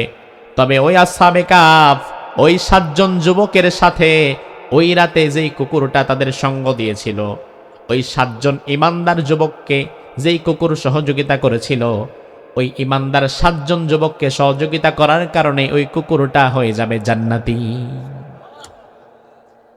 7 জন ভালো মানুষকে সহযোগিতা করার কারণে একটা কুকুর যদি জান্নাতি হয়ে যেতে পারে, সমাজের ভালো মানুষ যারা তাদেরকে যদি আমরা সহযোগিতা করে আগামীর সংসদে পাঠাতে পারি, তাইলে আমরা কি আল্লাহর দরবারে কিছুই পাবো না? অবশ্যই পাবো। কারণ আমরা স্রোতের বিপরীতে কাজ করছি, সমাজের স্রোতের বিপরীতে আমরা কাজ করছি। আমার ভাইরা, এবার এই 7 জন যুবক গুহার মধ্যে গিয়ে ঘুমিয়ে গেল। আল্লাহ রাব্বুল আলামিন কোরআনের মধ্যে বললেন, ফাদারাবনা আলা আযানিহিম ফিল কাহফি সিনিনা দাদা। এই আসহাবে কাফের এই 7 জন যুবককে আমি আল্লাহ তাআলা এমন ঘুম দিয়ে দিলাম, দুনিয়ার মানুষ যখন ঘুমায় তার চোখ বন্ধ হয়, কান বন্ধ হয় না। বুঝেন, আপনি ঘুমিয়ে গেছেন, বন্ধ হয়েছে চোখ, কান না। তার কারণ ওই মুহূর্তেও আপনার পাশে যদি মোবাইলের রিংটং বাজে, রাত যদি 1টা 2টাও হয়, রিংটং যদি জোরে বাজে 2-3 বার বাজলে যত গভীর ঘুমই হোক না কেন এই ঘুমটাও ভাঙবে। আমার ভাই, আমরা মূলত চোখটা বন্ধ করে ঘুমাই, কান বন্ধ হয় না। কানটা যদি বন্ধ হয়ে যায় তো তাইলে পাশে বোমা ফাটলেও আপনার ঘুম ভাঙতো না, কারণ আপনি শুনেনি নাই। আল্লাহ রাব্বুল আলামিন বললেন, ফাদারাবনা আলা আযানিহিম, উযুনুন মানে কান, আযানুন উযুনের বহুবচন। আল্লাহ রাব্বুল আলামিন বললেন, ওই 7 জন যুবকের কানের পর্দার মধ্যে আমি আল্লাহ ঘুম দিয়ে দিলাম। এখন আর তাদের চোখ ঘুমায় না, এখন তাদের কানও ঘুমায়। সুবহানাল্লাহ। এই জন্য এমন গভীর ঘুম দিয়ে দিলাম, দিন চলে যায়, রাত চলে যায়, সপ্তাহ চলে যায়, মাস চলে যায়, বছর চলে যায়, বছরের পর বছর চলে যায়, এই 7 জন যুবকের ঘুম আর ভাঙ্গে না। এ হচ্ছে পৃথিবীর এক ঐতিহাসিক ঘটনা। এমন 7 জন যুবক বছরের পর বছর ঘুমাচ্ছে, ঘুম ভাঙছে না। আমার ভাই, মাটির একটা পচন ক্ষমতা আছে। এই যে মাটি, এই মাটির উপরে আপনি যদি একটা লোহার টুকরাকেও 2-4 বছর ফালায় রাখেন, একটা জায়গায় গেথে রাখেন, এরপরে দেখবেন এই লোহার টুকরাটারও মাটি খেয়ে ফেলছে, জং ধরায় নষ্ট করে ফেলছে, ঠিক কিনা? আর আপনি আমি রক্ত মাংসের মানুষ, কোন মানুষকে যদি লাগাতার মাটির উপরে আপনি 2-4-6 মাস শোয়া রাখেন, তাহলে দেখবেন তার পুরা শরীর পচে গেছে। মাটির মধ্যে এমন এক পচন ক্ষমতা আছে। আল্লাহ তাআলা যে 7 জন যুবককে ঘুম পাড়ালো মাটির উপরে, তাদের দেহ তো মাটি নষ্ট করে ফেলবে। এজন্য আল্লাহ বলে, দেখো বান্দা, আমি তাদের দেহ যেন মাটি নষ্ট না করে, এজন্য আমি কি করলাম। রাব্বুল আলামিন বলেন, আমি আল্লাহ রাব্বুল আলামিন, وَتَرَى الشَّمْسَ إِذَا طَلَعَتْ تَزَاوَرُ عَنْ كَهْفِهِمْ ذَاتَ الْيَمِينِ وَإِذَا غَرَبَتْ تَقْرِضُهُمْ ذَاتَ الشِّمَالِ وَهُمْ فِي فَجْوَةٍ مِّنْهُ। আমি আল্লাহ রাব্বুল আলামিন প্রথমত তাদের ঘুমটা যেন না ভাঙে। তারা গুহার ভেতরে ঘুমিয়েছে, সূর্যটা যখন উঠবে, সূর্যের আলো গুহার ভেতরে ঢুকে যাবে, তাদের ঘুমটা ভেঙে যাবে। তাদের ঘুমটা যেন না ভাঙে, তাদের চোখে যেন সূর্যের আলো না পৌঁছায়, আমি আল্লাহ তাআলা সূর্যটা ওঠার সময় সূর্যটারে ডান থেকে বামে নিয়ে যেতাম, আবার ডুবার সময় বাম থেকে ডানে নিয়ে আসতাম, যেন গুহার ভিতরে সূর্যের এক বিন্দু আলো না ঢুকে। সুবহানাল্লাহ। এরপরে আল্লাহ বললেন, ওয়াতাহসাবুহুম আইকাযান ওয়া হুম রুকুদ, মাটি তাদের শরীর খেয়ে ফেলবে লম্বা সময় শুয়ে থাকার জন্য। এজন্য আমি আল্লাহ তাআলা ঘুমের মধ্যে মানুষ যেমন ডান কাত বাম কাত হয়, মহিলারা মাছ ভাজার সময় যেমন একবার ডানে উল্টায় আবার বামে উল্টায়, আমি আল্লাহ তাআলা আসহাবে কাফের এই 7 জন যুবকরে আমার নিজ দায়িত্বে কখনো ডানে ঘোরায়া দিতাম, আবার কখনো বামে ঘোরায়া দিতাম, যেন জমিন তাদের দেহটা পচাতে না পারে। ওয়াকালবুহুম বাসিতুন যিরাইহি বিল ওয়াসিত, তবে তাদের কুকুরটা ওই যে গুহার মুখে দাঁড়ানো ছিল, কুকুরটা সেখানে দাঁড়াতে দাঁড়াতে দাঁড়াতে দাঁড়াতে এক সময় মরেই যায়। কুকুরটার হাড্ডি মাংস পচে যায়। এভাবে আল্লাহ রাব্বুল আলামিন আসহাবে কাফের এই যুবকদের লম্বা সময় ঘুম পাড়িয়ে দিচ্ছেন। কত বছর তারা ঘুমিয়েছে, কোরআনে আল্লাহ বললেন 1 দিন 2 দিন না, এই আসহাবে কাফের যুবকেরা ওই গুহার মধ্যে ঘুমিয়েছিল। 1 বছর 2 বছর নয়, এই যুবকেরা সেখানে ঘুমিয়েছিল 309 বছর। কত কত 309 বছর। 300 সিনিন ওয়াজদাদু 9, 309 বছর এই ঘুম আল্লাহ তাআলা তাদের চোখে দিয়ে দিলেন। আমার ভাই, 309 বছর মানে কি? 309 বছরে দুনিয়া কি আগের মতো থাকে? এই জায়গাটা যেমন ছিল আজকে তেমন আছে? ধরেন পৃথিবী যদি আরো 500 বছর টিকে, 309 বছর পরে আজকের মধ্যে এখানে কিছু থাকবে? 309 বছর তো ভালো, 100 বছরের ব্যবধানে কত নদী শুকায়া সেখানে মানুষের ঘর হয়ে গেছে। আগে ছিল এখানে নদী, নদীর শাখা যাইতো, এখন এখানে মানুষ মাটি ফালায়া ভরাট করে নদীর নাব্যতা বন্ধ করে ওখানে ঘরবাড়ি করে ফেলছে। আবার হয়তো 100 বছর পরে এই জায়গা দিয়ে আবার মানুষের ঘরবাড়ি অস্তিত্ব বিলীন হয়ে যাবে, আবার নদীর পথযাত্রা শুরু হয়ে যাবে। এটা তো 100 বছরের ব্যবধান, আর 309 বছরে কত পরিবর্তন হতে পারে। 309 বছর পরে আল্লাহ তাআলা তাদের ঘুম ভাঙালেন। ঘুম পাড়িয়েছেন যিনি, ভাঙছেনও তিনি। এই ঘুম ভাঙার পেছনেও আল্লাহর কোনো একটা উদ্দেশ্য আছে না নাই? আল্লাহ তো চাইলে আরো আগে ভাঙাতে পারতেন, বারো আরো পরেও ভাঙাতে পারতেন, কিন্তু 309 বছর পরে আল্লাহ তাআলা বিশেষ একটা কারণে তাদের ঘুম ভাঙায় দিয়েছে। এবার 309 বছর পরে তারা যখন ঘুম থেকে জাগ্রত হলেন, জাগ্রত হয়ে তারা একে অপরকে জিজ্ঞেস করে, কি রে, কতক্ষণ ঘুমাইছিলাম? আমার ভাই, তার কারণ কে কত সময় ঘুমায়, তার কাছে যদি ঘড়ি না থাকে, ঘুম থেকে ওঠার পরে যদি জিজ্ঞেস করেন কয় ঘন্টা কয় মিনিট ঘুমিয়েছেন, ঘড়ি দেখা ছাড়া হিসাব বলা তার জন্য সহজ হবে না। আসহাবে কাফের যুবকদের ঘুম ভাঙার পরে এবার তারা বলল, কি ব্যাপার, কতটুকু সময় আমরা ঘুমিয়েছি?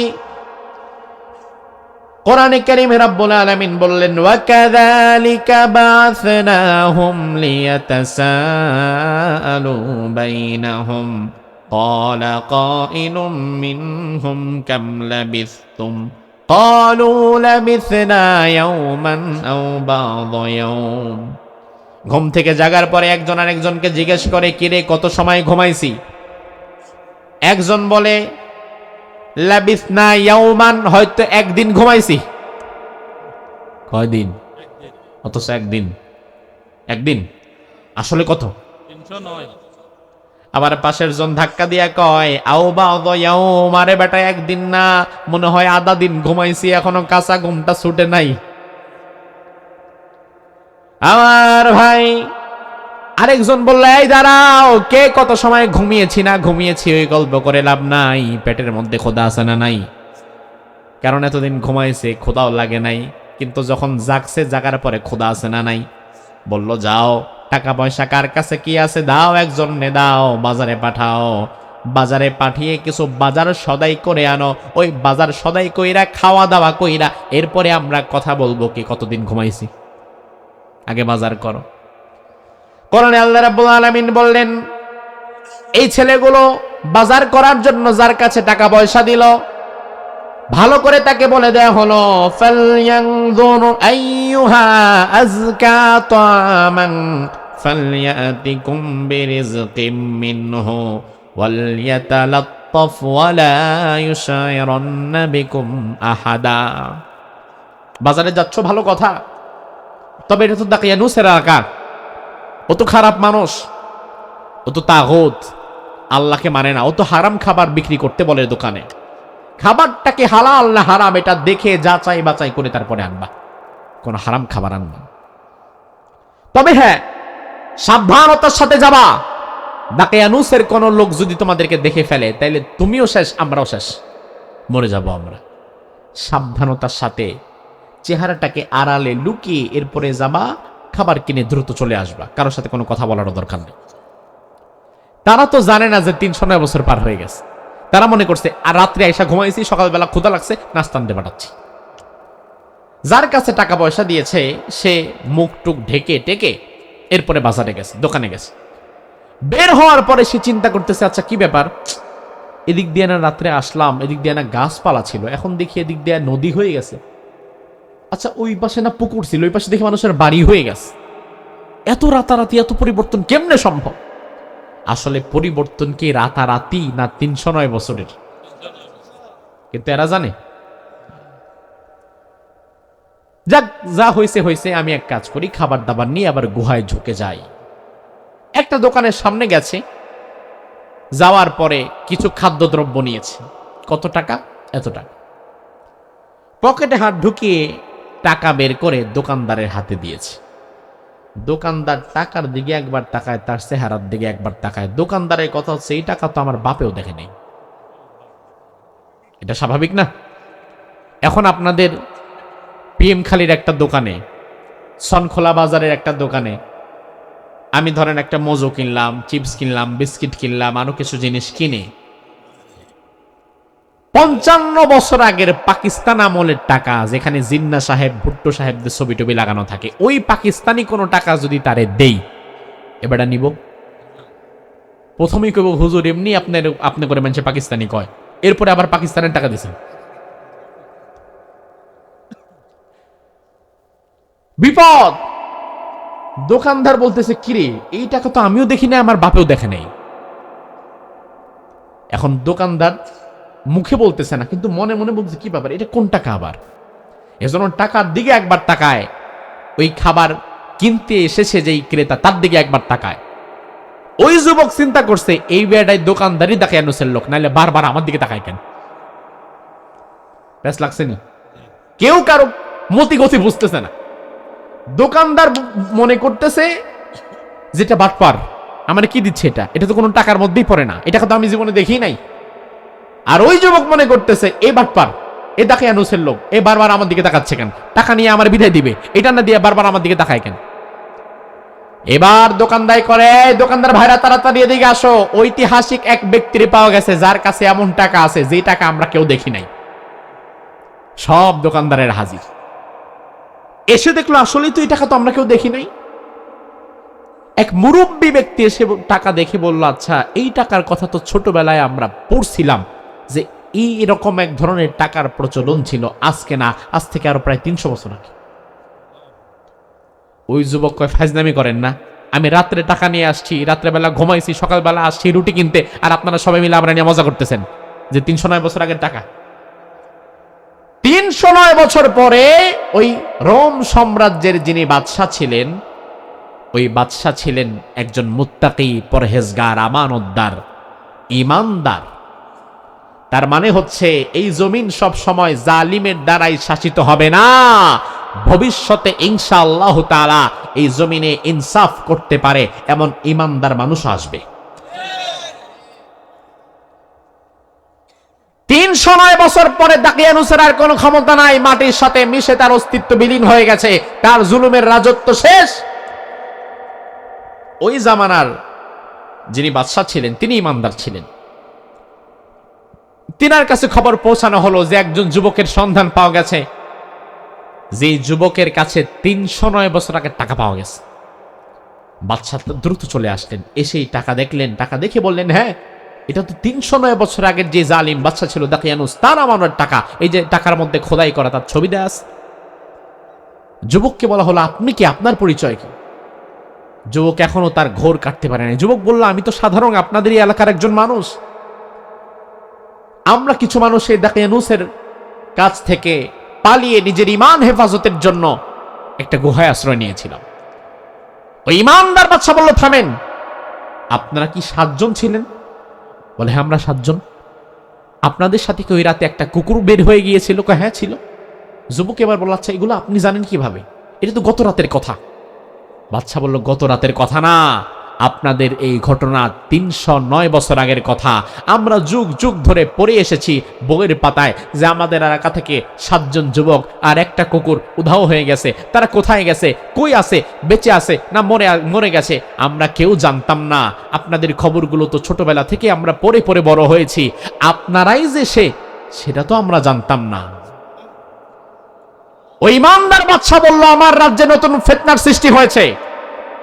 একদল মানুষ তারা দাবি করছে কিয়ামতের ময়দানে আল্লাহ তাআলা মানুষের শুধু রুহুটাকে দাঁড় করাতে পারবেন, এই দেহটাকে দাঁড় করাতে পারবেন না, কারণ দেহটা পচে যাবে, এটাকে আর দাঁড় করাবার ক্ষমতা আল্লাহর নাই। আরেক দল মানুষ বলছে না, রুহু এবং দেহ দুইটাকেই দাঁড় করাবার ক্ষমতা আল্লাহর আছে না নাই। আর আরেক দল মানুষ সরাসরি কিয়ামতকে অস্বীকার করছে, যে পরকালে রুহু দেহ কিচ্ছু দাঁড়াবে না, মানুষ মরে গেলে মাটির সাথে মিশে গেলে আবার কেমনে দাঁড়ায়। এই দ্বিধা দ্বন্দ্বে যখন আমার জাতি পড়ে গেছে, আমি তখন আল্লাহর দরবারে বারবার দোয়া করছিলাম, আল্লাহ, এমন একটা দৃশ্য তুমি দেখায় দাও, এমন একটা ঘটনা তুমি ঘটায় দাও, যে ঘটনার মধ্য দিয়ে কিয়ামত যে সত্য, তুমি যে 1000 বছর পরে, 100 বছর পরেও আবার মানুষকে জীবিত করতে পারো, মাটি যে তোমার হুকুম ছাড়া পচাতে পারে না, তুমি যে আবার নতুন ভাবে দাঁড় করাতে পারবা, কিয়ামত যে সত্য, এমন একটা ঘটনা তুমি আমাদের সামনে দেখায় দাও, যেন এই সমাজের মানুষের ঘুম ভেঙে যায়, ভুল ধারণা ভেঙে যায়। হয়তো আল্লাহ তাআলা আমার দোয়া কবুল করে এই ফিতনা মুক্ত করার জন্য 309 বছর পরে আপনাদের ঘুম ভেঙে দিয়েছে। 309 বছর পরে রব্বুল আলামিন তাদের ঘুম ভেঙে দিয়েছে, এই কারণে যেন মানুষ বুঝে কিয়ামত সত্য, পরকাল সত্য, আখিরাত সত্য। কোরআনে কারিমে আল্লাহ রাব্বুল আলামিন বলছেন, রব্বুল আলামিন বলেন, ওয়া কাযালিকা আসারনা আলাইহিম লিয়ালামু আন্না ওয়াদাল্লাহি হাক্কুন ওয়া আন্নাস সাআতা লা রাইবা ফিহা। আমি আল্লাহ রাব্বুল আলামিন এমন একটা ঘটনা প্রকাশ করে দিলাম, যে ঘটনার মধ্য দিয়ে ওয়াদাল্লাহি হক, আমি আল্লাহর ওয়াদা যে সত্য, এটা আমি তাদের বোঝায় দিলাম। ওয়া আন্নাস সাআতা লা রাইবা ফিহা, কিয়ামত যে হবে, পরকাল যে হবে, আমি আল্লাহ যে চাইলে আবার মৃত মানুষকে জীবিত করতে পারি। 309 বছর ঘুমের পরে জীবিত করার মাধ্যমে আমি আল্লাহ দুনিয়াবাসীকে প্রকাশ করে দিলাম। এজন্য আমার ভাই, আসহাবে কাফের 7 জন যুবক ঈমানের পরিচয় দিয়েছেন, কোন জালিমের সামনে মাথা নত করে নাই, ঠিক কিনা? আমাদের জামানার যুবকদের তেমন হওয়া দরকার আছে না নাই? আল্লাহ সুবহানাহু ওয়া তাআলা আমাদের সকলকে ওই 7 যুবকের মতো ঈমানদার হওয়ার তৌফিক দান করুক। আমরা পড়ি আমিন। হাদা মা ইনদি ওয়াল ইলমু ইনদাল্লাহ আলাইহি তাওয়াক্কালতু ওয়া ইলাইহি উনীব।